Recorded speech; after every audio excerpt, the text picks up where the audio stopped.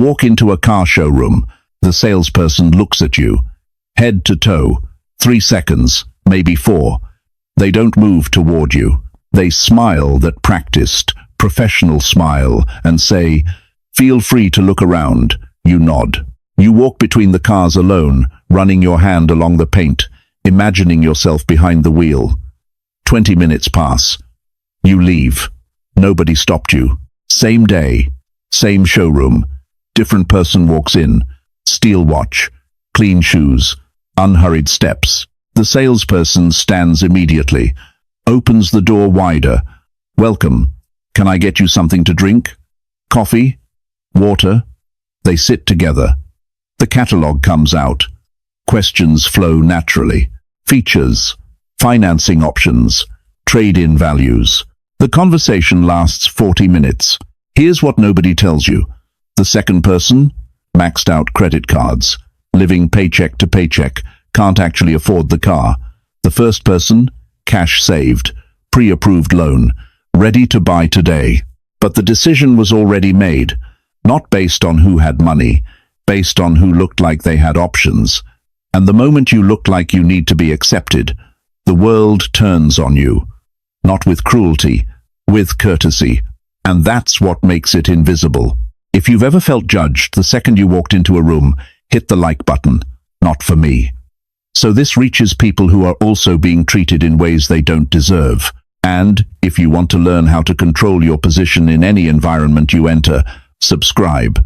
Because this channel talks about one thing: real social power, the kind nobody teaches you. Society runs on perceived status, not truth, not fairness, perception.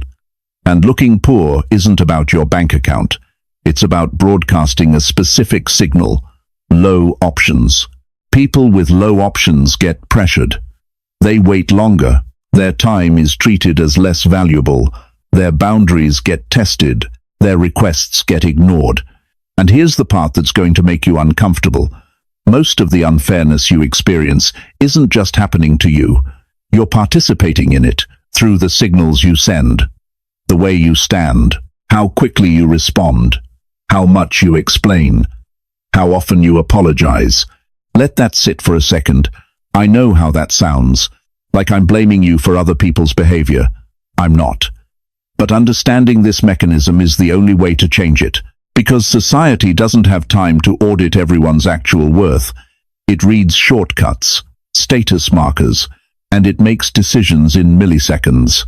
When you look desperate, wrinkled clothes, over-explaining, laughing at things that aren't funny just to ease tension, you're broadcasting something.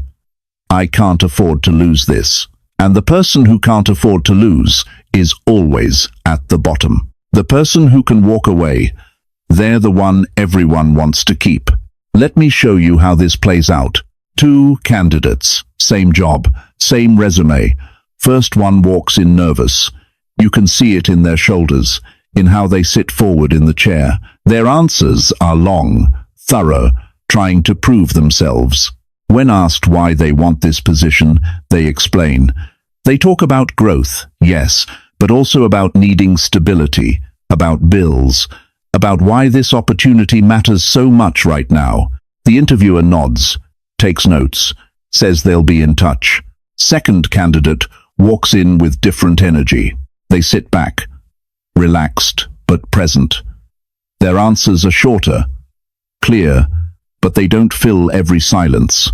When asked why they want this position, they say it aligns with where they're heading. They like the challenge. When asked about salary expectations, they name a number. No explanation, no justification, no story about why they deserve it. You know this feeling. The heat rising in your chest when you realize you've been talking too much. When you catch yourself explaining things nobody asked about. When you see someone else do less and get more. Same interviewer, same role. But who gets the offer? The second one. Not because they're more skilled. They might not be. But because they looked like they were choosing this company. The first candidate looked like they needed to be chosen. And here's what the interviewer saw, even if they didn't consciously think it. The first person will accept less. They'll work harder to prove themselves. They'll say yes to things others won't. They're grateful to be there. The second person has other options. If you don't meet their terms, they'll go elsewhere. They're evaluating you. And the brutal truth? The person trying hardest to be chosen is often seen as the least valuable. Because value is scarce. And scarcity doesn't beg. This isn't cruelty. It's wiring. The human brain optimizes for risk. And people who look like they need something, whether it's a job, a relationship, validation, register as higher risk. Because neediness signals low power, and low power means they can be squeezed. Think about negotiations. Who wins? The person willing to walk away.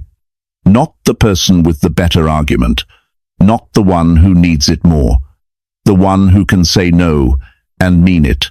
This is why companies lowball desperate candidates, why landlords are pickier with people who seem like they have to rent right now, why even in friendships, the person who's always available is the one who gets taken for granted. Society respects people who can leave. It takes advantage of people who can't. The person who can walk away always has leverage. The person afraid of losing is always at the bottom.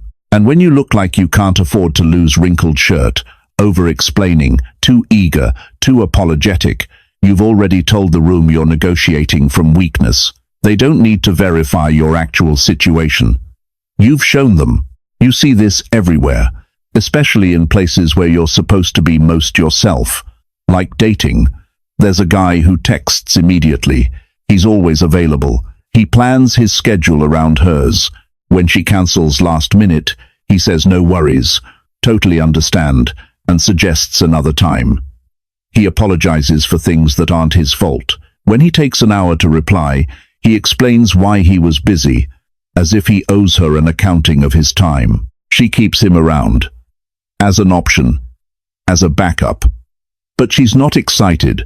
And when someone else shows up, someone who doesn't reply instantly, who has his own plans, who doesn't apologize for having a life she's suddenly more invested. The second guy didn't do anything special. He didn't play games. He didn't follow some strategy. He just lived like someone with options. He didn't text constantly because he was actually busy. He didn't rearrange his life because someone else's schedule automatically mattered more than his. And she read that as value. Not because women are shallow, but because all people are wired to pursue what seems scarce and dismiss what seems abundant. The person who's always available looks like they have nowhere else to be. And people don't respect time that seems infinite. The one with boundaries, with a life outside the relationship, with other priorities. They look like someone who has choices, and choices equal power. This isn't about manipulation. It's about not signaling desperation. Because the moment you need someone else's validation more than you value your own time, you've handed them all the leverage. They didn't take it from you. You gave it. But here's the part you really won't like hearing. Slow down here, because this is where most people close the tab. Most people who look poor, and I don't mean financially, aren't poor because they lack money. They're not poor because they lack skills or intelligence or opportunity. They look poor because they're addicted to being liked. They laugh at jokes that aren't funny to ease tension. They agree when they don't actually agree to avoid conflict. They apologize for things they didn't do to smooth things over. They explain themselves to people who didn't even ask because they need to be understood. And the moment you need to be understood, you've placed yourself below the other person. Think about it. Have you ever seen someone with real power over-explain themselves? Have you ever watched someone with genuine confidence apologize for existing? No, because people who are certain of their value don't need your approval to validate it. But people who need to be liked, they broadcast it in 1,000 microsignals. The nervous laugh, the sorry before every request, the constant checking, is this okay? Are we good? You're not mad, right? And every single time they do it, the world recalibrates. It sees weakness, not because they are weak, but because they look like they need something from others. and people who need things get less. That's the tax on desperation. You hate hearing this because it sounds like I'm blaming you.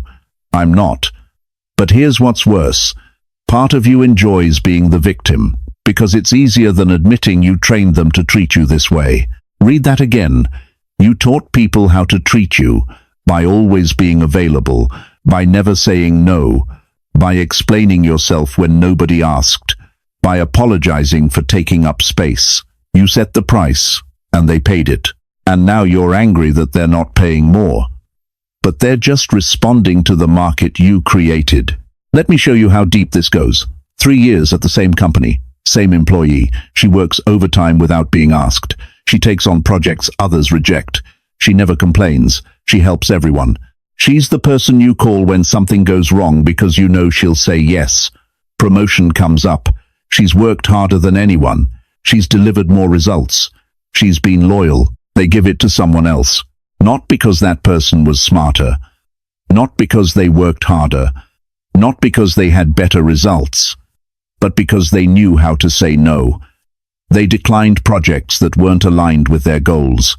They pushed back on unrealistic deadlines instead of accepting impossible ones. They protected their time.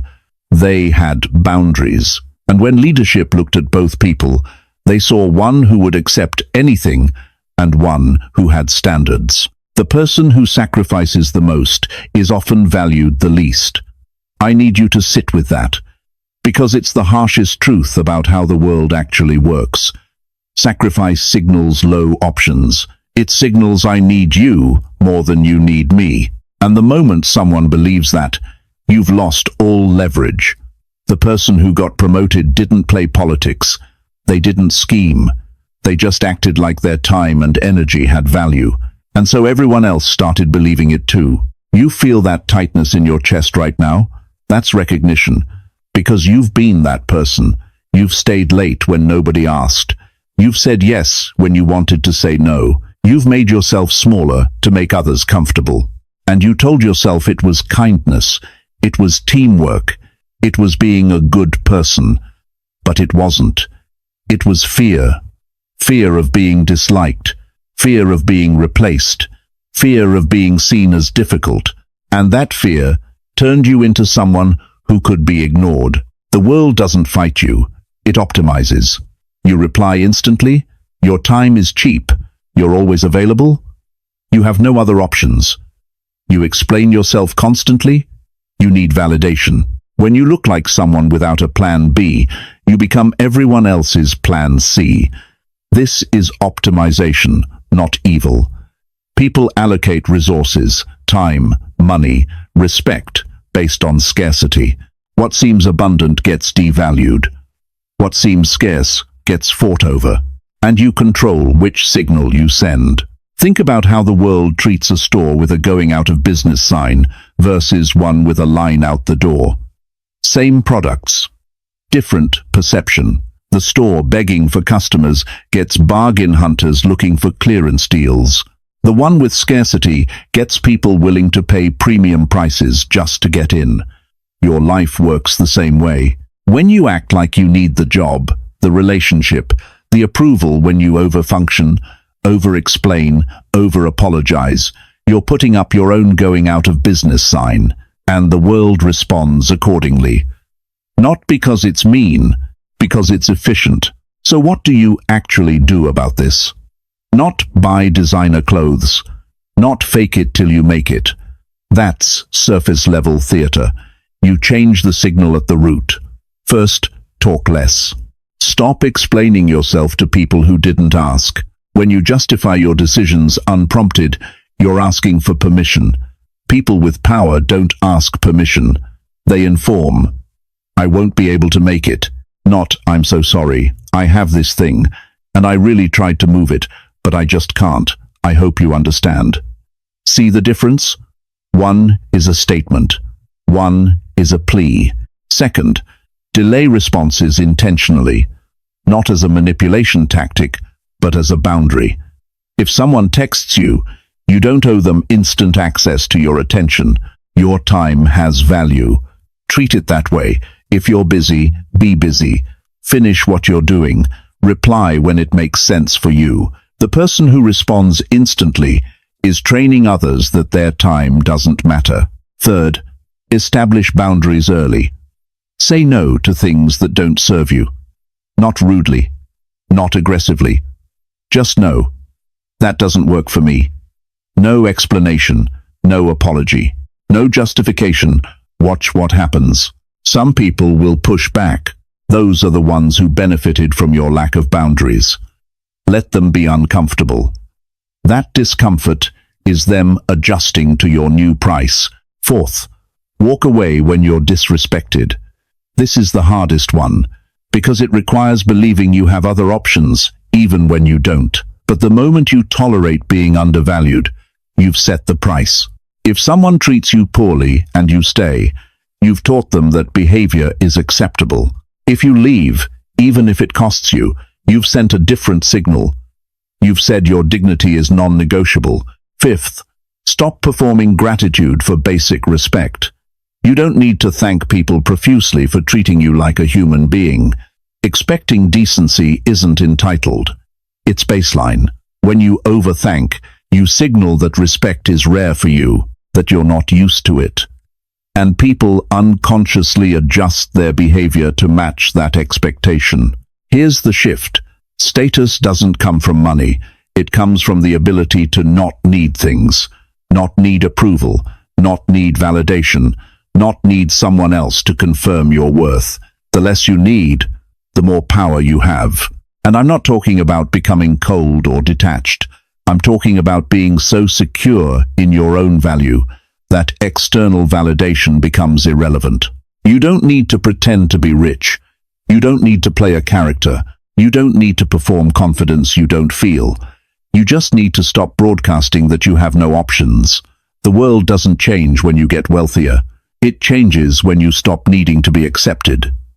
Because status is a game of perception, and perception is controlled by signals, and signals are controlled by you. Every time you over-explain, you lower yourself. Every time you apologize for existing, you confirm their doubt. Every time you chase validation, you teach people your approval is cheap. But the moment you start acting like someone with options, even if you're still building them from scratch, the world recalibrates. It's not about arrogance. It's not about being difficult. It's about self-respect at a level most people never practice. Think back to that car showroom.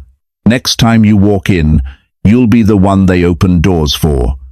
Not because you got richer, not because you bought expensive clothes, but because you stopped looking like you needed them to choose you. You walked in like someone comparing options. And that shift in energy? That changes everything. The world doesn't respect what you are. It respects what you refuse to tolerate. So, if you've ever felt underestimated, undervalued, or invisible the moment you walked into a room, comment one word: position. Because starting today, you're not just earning money, you're controlling how the world sees you. And that's the real game.